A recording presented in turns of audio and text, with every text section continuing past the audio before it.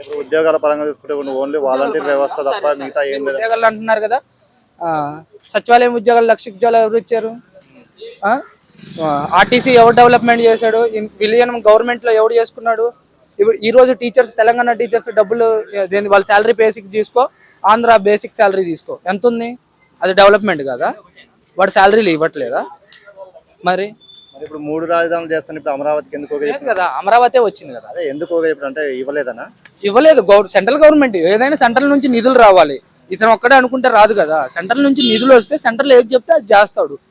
Central నుంచి నీకు డబ్బు రాంది, నేను 3 రాజధానులు పెడతాను, నేను 4 రాజధానులు పెడతాను అంటే అది కుదరదు కదా.